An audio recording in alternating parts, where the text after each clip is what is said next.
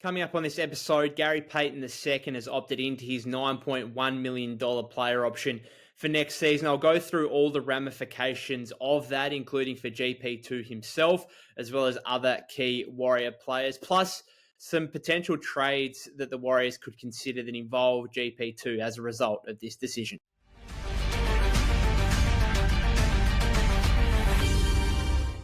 Yes, welcome back to the Golden State with Mates podcast. I've managed to get my right arm through a sleeve for the first time since I broke my collarbone 2.5 weeks ago. So hopefully for those of you watching on YouTube, I look a little bit more normal in this episode compared to the last couple. But I wanted to jump on today because we obviously had the big news, over 12 hours ago now, of Gary Payton II opting in to his $9.1 million player option for next season. A very interesting one, and I think one that's worth discussing because of the different ramifications that come from this, not only for GP2 himself, but other key Warrior players as we go forward here into the offseason and free agency, of course. So I was a little bit surprised. I think from a Golden State perspective, they would have preferred maybe for GP2 to opt out and then renegotiate a new deal. Obviously, the one that'd been put forward as a potential one by Marcus Thompson II of The Athletic on a recent Warriors Plus Minus podcast. He suggested a 2-year, $12 million extension for GP2 had he opted out, which I think from a Warrior standpoint would have obviously made a lot of sense to, for GP2 getting more long-term security or getting that extra year, but obviously for the franchise being able to reduce their payroll, which could potentially have impacted some other key players, which I'll get into in a second. But obviously from a GP2 perspective, he would have seen that ultimately he gets $9.1 million next season. And you would think at the very least, I don't think it's going to be a case, even if he was injured for the entirety of next season, which is complete worst case scenario. I don't think it's a situation of, GP2 potentially being out of the league by the end of next season. I think at a minimum, he would get the minimum in the following season of 2025, 26, that will be, which means that if that's $2.5, $3 million. If you include that on top of the $9.1 million he's going to get next season, that essentially equates to the 2-year 12 he's going to get anyway. So I think from a GP2 standpoint, it probably didn't necessarily make a whole lot of sense in the end to opt out and renegotiate for a 2-year, $12 million number. And I think from a Warrior perspective, was it really going to be worth extending him if it was, going to be only $1 or $2 million less than what his $9 million option was going to be for next season? So was it going to be worth doing a 2-year, 16 and $8 million a year? They're going to have that possibility anyway because they can now orchestrate an extension for GP2 this offseason, which obviously him opting into this allows them much more time to negotiate such an extension rather than him opting out, becoming a free agent, and then having kind of the time restrictions on that and getting something done when free agency opens. You can start negotiating. Well, players of their own team can start negotiating now. That's a new CBA rule that allows teams to do that. But otherwise, free agency, obviously, you can start talking to rival players on June 30, and then July 6 is the date when you can officially sign contracts with other free agents. So it's certainly an interesting one, but it's one that could certainly impact other key players here going into free agency. And I think of Chris Paul, who obviously has his non-guaranteed $30 million option for next season. I don't think he's necessarily impacted by this, but I certainly think Klay Thompson, Kevon Looney could certainly be impacted. Looney is the next one kind of on the block here in terms of June 24 is his date for the partially guaranteed contract for next season to become fully guaranteed. Obviously, $3 million guaranteed so far. And then June 24, the Warriors will have to decide whether to fully guarantee his $8 million deal for next season or whether or not they take what I would say is a drastic and huge mistake that it would be to cut Loon completely and let him become an unrestricted free agent, where it would probably leave the Warriors after being drafted back in 2015 and having been now on the team for 9 years, it'd be a huge mistake, and I've spoken about that previously. But if you look at him and then you look at Clay, obviously, who's the huge talking point at the moment. Just an aside on Clay, he's currently or has been training with the Bahamas ahead of their pre-Olympic qualifying tournament. However, it sounds like the USA basketball will not actually make him eligible, will not actually release him and make him eligible to play for the Bahamas, which would have been a risk. And Mark Stein spoke about this on his latest piece. Would be a risk for Clay because that pre-Olympic qualifying tournament starts on July 2. Can you imagine if he had orchestrated a verbal agreement with the Warriors, or let's say the Orlando Magic, let's say the Magic offer him 2 years, 70, which was proposed by ESPN's Bobby Marks the other day. Imagine if he had verbally agreed to a 2 year, $70 million contract, but because he can't officially sign a contract till July 6th, imagine just before that, playing for the Bahamas, if he'd gone down, touch wood, he didn't, but imagine if he'd gone down with a serious injury, the Magic could just yank that offer off the table. It can't be officially signed at July 6th. So it would have been a risk to playing that pre-Olympic qualifying tournament. Perhaps he wouldn't have played in that and would have saved himself for the Olympics, where he would have already signed his free agency contract with the Warriors or elsewhere. Who knows? But it sounds like it doesn't matter anyway, because he won't actually be released and be eligible to play for the Bahamas after playing for for Team USA in the 2014 World Cup and then 2016 Olympics, where he was part of gold medal teams in both iterations. But if you look at these two players, Loon and Clay, so I don't think it's too over the top to say, and this is me just speculating, right? I don't know anything. This is just like my thoughts and opinions. But I don't think it's over the top and too drastic to say that GP2 opting in to this contract could actually force the Warriors to cut Loon. Because you think about it, like the Warriors have a $5 million decision to make on whether or not they keep Loon. It's more than that when you take into account the luxury tax penalties. But just based on salary alone, it's either you cut the guy and take the $3 million hit, or you guarantee the $8 million. Like, it's a $5 million gap there. Had the Warriors been able to renegotiate a new deal with GP2 and say it was 2 years, 12, and all of a sudden the $9.1 million for next season is cut down to $6 million, there's a $3.1 million difference. Maybe that is the difference between them guaranteeing Loon's contract for next season or not. So I don't think it's too over the top to say that GP2 opting into this could be the difference between Loon getting cut or having his contract guaranteed. That's just the simple math of it, at the end of the day. And so that's obviously huge. Like, Kevon Looney, 3-time champion with the Warriors, the moral compass of this team, according to Steve Kerr, a huge presence as recently as 14, 15 months ago, when he was arguably the Warriors' second most impactful player behind Steph Curry in a first-round playoff series against the Sacramento Kings. A huge, huge figure in the locker room, a veteran presence that won't be able to be replaced if they let him go. That's massive, right? And then if you're Clay or you're the Warriors and you're looking forward to conversations and discussions with Clay about re-signing, that might be the difference, that $3 million difference between GP2 opting in at 9.1 and potentially renegotiating for $6 million, say, or 2 year 12, as we say. That might be the difference between the Warriors being willing to offer Clay $30 million at the absolute high point per season, say 2 years, 60 or something, and being willing to offer Clay max $25 million. Again, you just take the money they could have potentially shaved off GP2. They could have added that to bring back Clay or bring back Loon. Now they don't have that available to them. Now, I think ideally, in an ideal world, they would have shaved that money off and just let it be, not give it elsewhere, just that comes off their overall payroll, comes off the luxury tax penalties. That would have been the ideal situation. But I suppose at a stretch, they could have said, well, we could use this money. Technically, we could use this money now on re-signing Clay and bringing back Loon. And maybe that would have been unfair to GP2. And that's why I have absolutely no issue with, like, I'm not angry at GP2 for opting in. I would have done the same thing.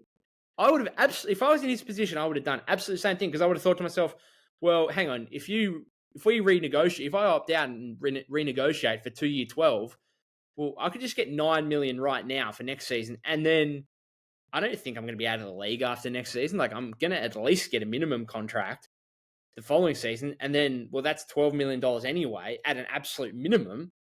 And then I'll back myself to be healthy next year and have another really impactful season. And maybe I can get the taxpayer mid-level exception. Maybe I can get $5-6 million on the next contract. And all of a sudden, over 2 years, I'm getting $15 million. Perhaps I can get $9-10 million again. And all of a sudden, I'm getting closer to 2 years. I'm getting $20 million over 2 years. So I have absolutely no issue with what GP2 has done. And I think it would be unfair to say to him, oh, well, we want you to take $3 million less so we can give Clay 30 rather than 25 per year. Like, that's totally unfair when a guy is making less than $10 million. And so I completely understand why he has done this. It's absolutely nothing against him, but you do have to see how it could potentially impact negotiations with Clay and how it could impact the Warriors potentially getting rid of Loon altogether. The CP3 thing, I think that's less of an impact on that. But like, it does have ramifications here for other players. And I think like that's something we have to talk about. That's something we have to acknowledge.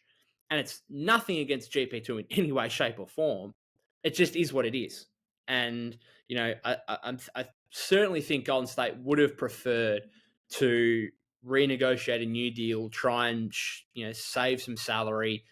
And then if push comes to shove, that could have been used elsewhere, whatever it is. I'm sure that would have been preferred. But I can fully understand why GP2 opted in. There's absolutely nothing against him for that.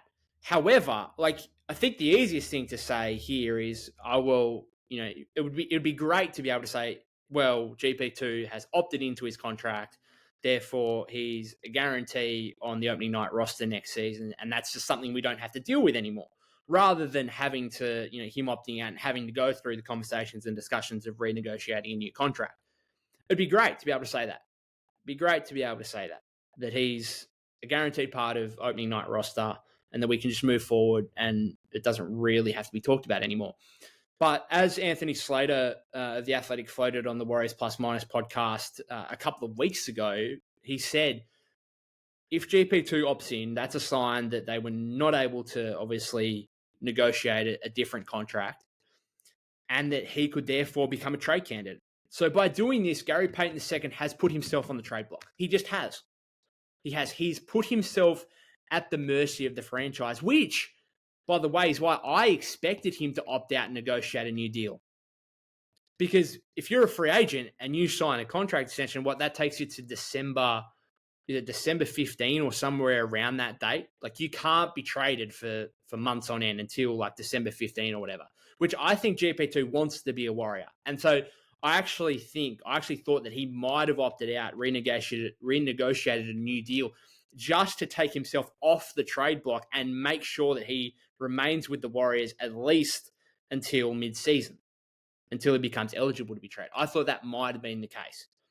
But instead, he has made himself a trade candidate as of whenever, essentially. Hey guys, before we keep going, if you haven't subscribed to the YouTube channel already, that would be greatly appreciated. And if you want to follow more of my work, you can head to bluemanhoop.com to check out more of the latest Warriors news and opinions. So I wanted to get into some GP2 trade proposals, which I think ideally, if you're looking at this from a Warrior perspective, you hope ultimately that GP2 can come back healthy next season and be able to offer the team, the same, rotation player, same valuable rotation player that he's been able to provide when he's been on the floor over the past few seasons, particularly going back to the 2021-22 season where he was obviously a big piece of the Warriors winning the championship. But I do think with the injury issues that he's had over the past 2 years, we've got to remember he's played 66 of a possible 164 regular season games. I'm not going to be totally distraught if the Warriors do utilize that salary in a trade. And obviously, he himself is not going to have a huge amount of value given those injury issues over the past 2 years. But it's also an expiring contract at the end of the day, and it's not some kind of horrific, toxic contract by any means. It's $9 million for a guy that is a more than reasonable rotation player. Yes, he probably has more value to the Warriors than he does elsewhere, given how he fits in the Warriors system specifically compared to elsewhere. I think, we saw his time with the Trailblazers wasn't great, both obviously from an injury standpoint and when he was on the floor. But he's going, like, that contract is tradable. There's no doubt about that. And it can be used for salary matching purposes, as Slater said in that Warriors Plus Minus podcast episode a couple of weeks ago. And what he said today in the wake of him opting into his contract, where Slater said Payton's mid-sized $9.1 million expiring deal could be valuable in salary matching for potential trades. The Warriors are exploring various avenues to improve as draft and free agency near, so it's no guarantee he plays out the final season of this contract for Golden State. So I want to get into three trades here, three trade proposals that the Warriors could potentially consider over the coming weeks and months during the offseason that involve Gary Payton II with varying levels of potential impact, obviously. So the first one I wanted to do is a guy that I've spoken about recently. That's Alex Caruso. There was a report came out earlier in the week that Golden State were one of the teams that provided a strong offer to Chicago before the midseason trade deadline for Alex Caruso. We know the Warriors have had interest in him in the past, and if Caruso does become at all gettable in the offseason, you'd imagine the Warriors would have some potential interest in that again. I do think that GP2 Caruso deal would make plenty of sense for the Warriors. Obviously, I think Caruso is a major upgrade from him, not only on the floor, but obviously from an availability standpoint. And I think having both of them, there's enough similarity with both of them in terms of their size, position, defensive ability, obviously. There's enough similarity there to suggest that having both of them would probably be an overlap of skill sets where you wouldn't necessarily need to have both of them on your roster. So if you are going to go and get Alex Caruso, I think the best thing to do would be to involve Gary Payton II in that trade. Obviously, the Warriors are going to have to give up far more than that. So the trade I'm proposing here is GP2, Guy Santos, and a 2027 first-round pick for Caruso. Now, I'm basing that off the report from Will Gottlieb that said that one of the offers for Caruso mid-season did result as a top 10 pick in this year's draft. So if we base it kind of off that kind of thinking and that kind of package, this 2027 first-round pick, you're talking about Steph Curry being, his age 39 season. If Chicago think that the Warriors are going to decline enough in that point for that to be a top 10, perhaps a top 5, who knows, perhaps a top 3 pick, particularly if it's unprotected, then that is a valuable pick. That is certainly a valuable pick. Now, the Bulls could go the other way and say, no, we still expect you. Like, you're a good franchise. You've won 4 championships in the past decade. We believe you're still going to be good at that point. We believe you're going to be a playoff team. Therefore, that pick is going to be outside of the lottery. Then it's very difficult to see them, accepting this trade. If you, formulate this pick as pick 20 in the draft, then I don't think Payton, Guy Santos, and pick 20 is going to get it done for Alex Caruso. The Bulls are going to need to think that this is a high likelihood of resulting as a top 10 pick for them. If that's the case, then this deal has some merit. However, we know that if Caruso is at all gettable this offseason, there are going to be a range of suitors for him. Like, he's going to fit on almost any team in the NBA, such as his versatility, really on both ends of the floor. You're talking about one of the best defenders, one of the best perimeter defenders in the league, all defensive second team this season, all defensive first team last season. And you're talking about a guy on offense who's not the greatest offensive player by any stretch of the imagination. He averaged 10.1 points, which is really on the high end for him this season. But a guy that shot 40.8% from three-point range, will hit an open shot, much more so than GP2 will, can handle the ball a bit, is a good passer, high IQ, which just makes him you can see why the Warriors have a lot of interest in Alex Caruso, because he is a Golden State type of player. He's really just an upgrade on GP2, who, again, is a Golden State type of player. And so you can completely understand the interest. It's just, would Chicago be enticed by that? Maybe not, when you're going to have a range of potential teams coming at you, offering all kinds of future picks. Perhaps Chicago would like to get a young player involved there. Would the Warriors maybe include, like, does Moses Moody potentially change that deal if you're Chicago? I don't think the Warriors would give up Kuminga. I don't think they'd give up Pajemski. Again, like Pajemski, Caruso, is there too much overlap there? I think you could get away with both those guys. I don't think you could get away with both those guys and GP2, which again is why I think if you're looking at it from a purely salary matching standpoint, Caruso's on an incredibly team-friendly deal, about $10 million this season. If you're looking at him, I think GP2 is the perfect salary matching player for him because you just do not need both of those guys on the same roster. Again, would Chicago do it? It would all depend on how they view that 2027 first round pick and how they view the Warriors in that season when Steph Curry is 39 years old. Do they have confidence in the Warriors plummeting completely and not only being not a non-playoff team, but being a team that could, that pick could result in a top 5, top 8 pick at least at the minimum? And if not, and if they think that the Warriors will retain some semblance of competitiveness in the Western Conference and in the NBA in general, then they're probably going to get better offers elsewhere. Second one I've got here is intriguing as well, but perhaps a little less so. It's GP2, Moses Moody, and a 2029 second round pick for Dorian Finney-Smith. The Warriors lack 3-and-D forwards on this roster, and that's why I think someone like Finney-Smith would certainly be intriguing. It's really the reason why, like, Andrew Wiggins is so much more valuable. I've spoken about this at length. Andrew Wiggins is so much more valuable to the Warriors than he is elsewhere, because if you move Andrew Wiggins, who do you replace him with? If you Golden State, if the replacement isn't coming back in the trade, who on the roster is replacing Andrew Wiggins? Is it Moses Moody, who Steve Kerr's shown no trust in whatsoever? Probably not. If they re-sign Clay, then at least that gives you another wing, I suppose, but Clay's not bringing the high-level defensive element that he once did, or the Wiggs does right now. There's a lot of talk about JK potentially playing at the 3 next season. Well, teams aren't respecting his jumper from beyond the arc at this point yet, and probably won't do for a while. So again, he's not necessarily that internal replacement for Andrew Wiggins, which is why it's unlikely that the Warriors trade Wiggs this offseason. However, if you got Finney-Smith, that gives you more depth there. Perhaps that does further entice you into trading Wiggins, which is probably the only scenario where I would make this deal. I think Finney-Smith, if you look at him, like prototypical 3-and-D wing, 6'8", 7-foot wingspan, excellent defender, versatile.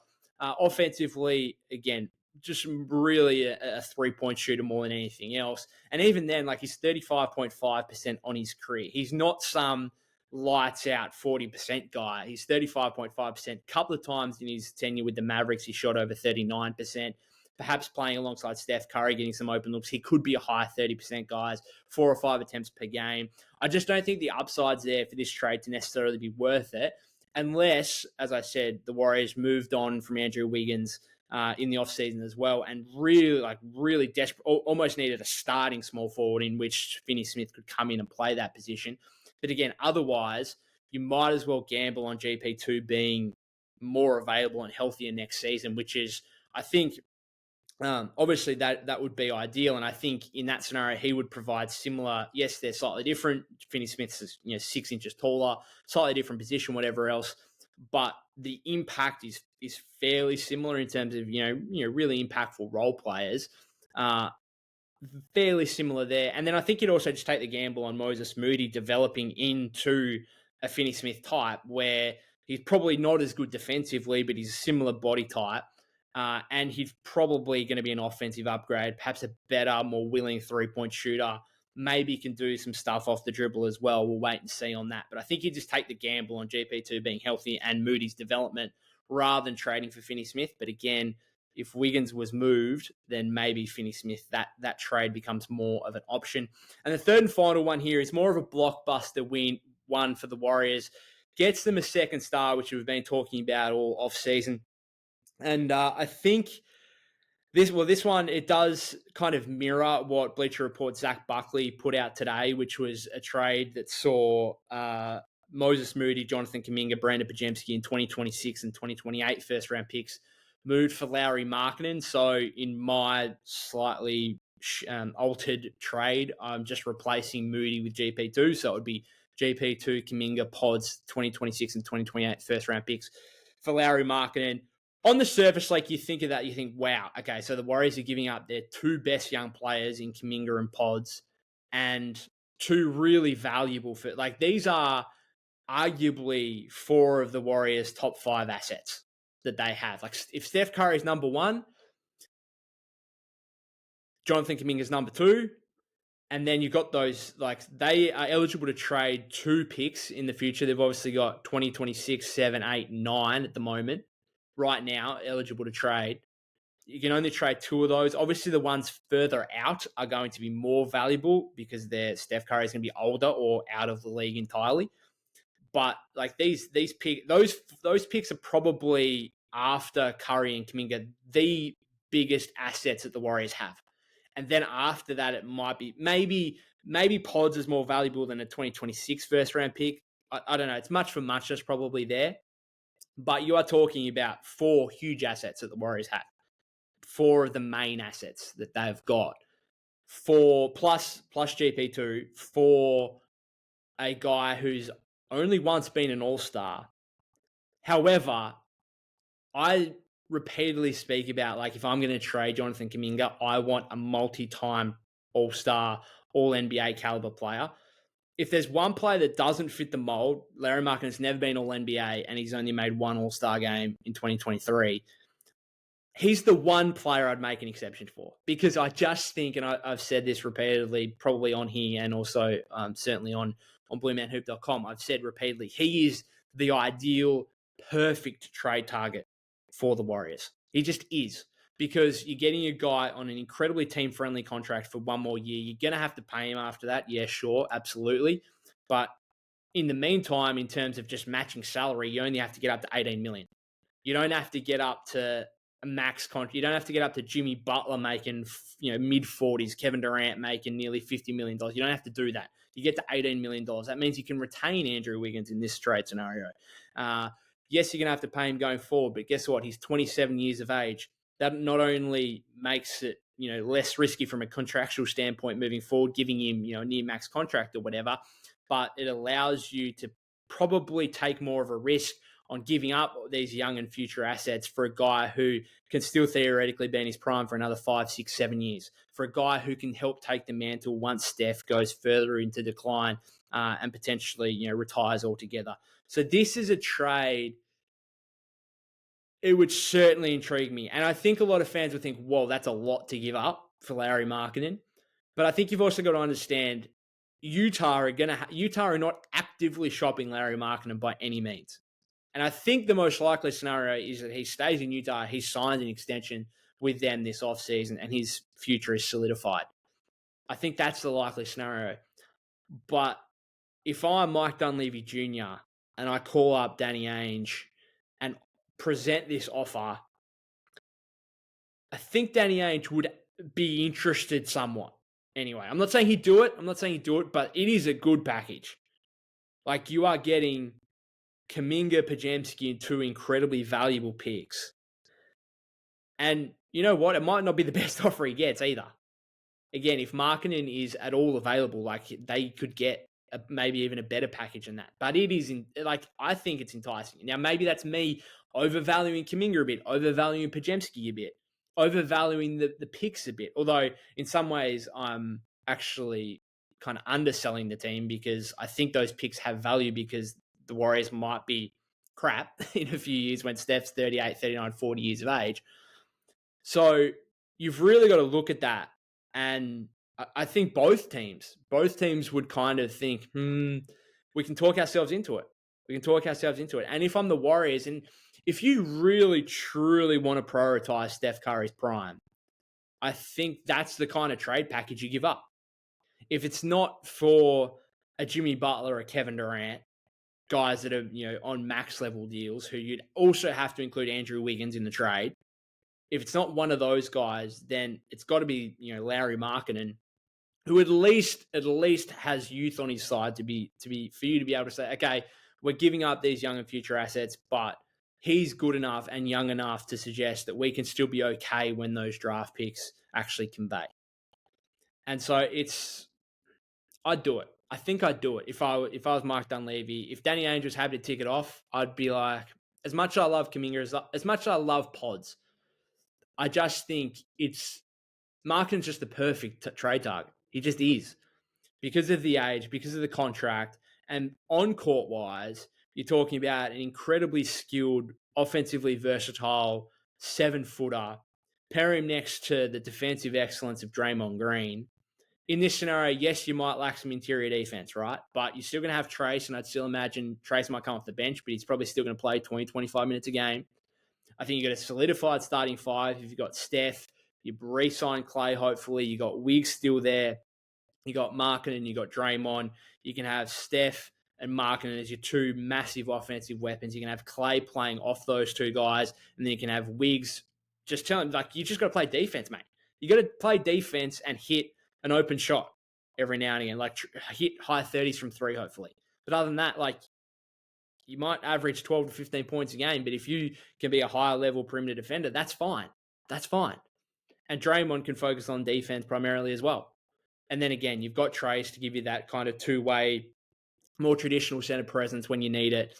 In my scenario, you've still got Moses. Perhaps he can step into a larger role as well. And then you fill out the rest of the roster with, free agents and whatever else in the coming weeks. So it's probably a trade that I would do.